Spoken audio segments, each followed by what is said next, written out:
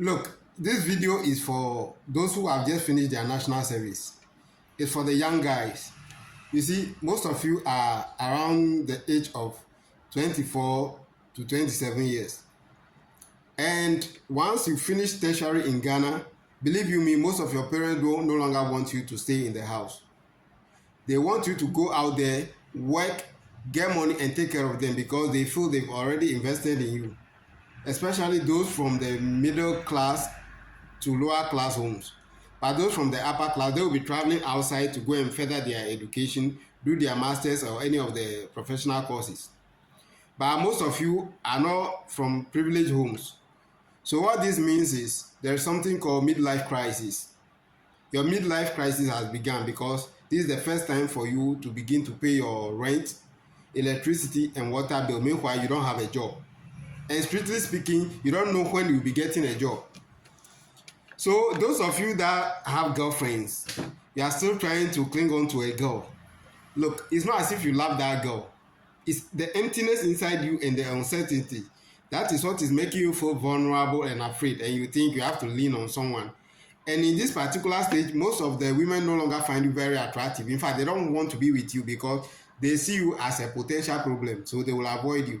So I'll caution you. I'm not advising you because you can think for yourself. I'll caution you to what? Maybe work with your friends, those that you just graduated. Maybe you can rent together, whatever, and start a life. It's not as if this will last forever, but the midlife crisis for guys mostly starts between the age immediately you left house. So it means it will last for up to even 10 years, 5 to 10 years. But for women, they also entered the midlife crisis, those who just completed university and are done with their national service. For them also, their midlife crisis has begun. But for them, their midlife crisis will last from a period of 2 years to 5 years. And within this period, some of them will get married and it's done. Once they get married to a well-to-do man, maybe even someone that has a stable job. But you, most of you that has graduated, for the next 3 to 5 years, about only 40% will be getting a job. I'm even generous. Up to just 30% will be getting a job. So it may not even be a stable job. But the good news is all of you will definitely make it. Within 10 years, most of you will find your feet in life. So those of you who claim you found a new lover in your office or maybe in your workplace during service, most of you are not able to even save anything at all. I've witnessed this firsthand, whereby you come for your national service, then instead of you to be saving at least something from the stipend that they give you, you will take a girlfriend and try to be spending on her. Meanwhile, you are not able to fix your own life, but you are trying to fix a lady's life.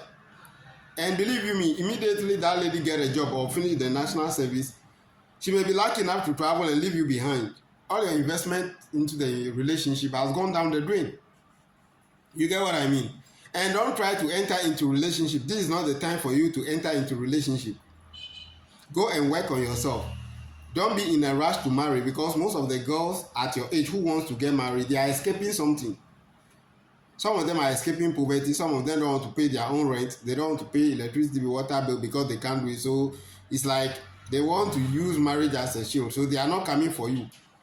They want to use marriage to prove a point that, look, I've made it in life. And you as a young man, you start work. Within 1 year, 2 years, you want to run into marriage. Something that has happened to people and they are regretting. You also want to enter. Please, the girls are saying they don't want to settle for less. Meanwhile, they are actually not coming from any real wealthy background. It's only few, about 20 to 30% that are really from somewhere substantial. And they say they don't want to settle for less. Meanwhile, we all know they are the less in this situation.